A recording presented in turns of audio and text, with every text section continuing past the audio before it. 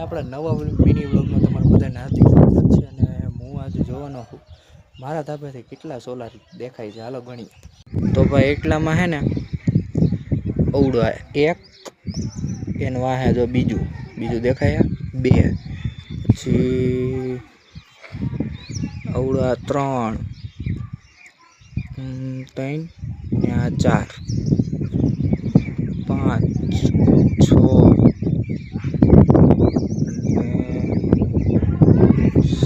7 8 થઈ ગયા અને અવડું 9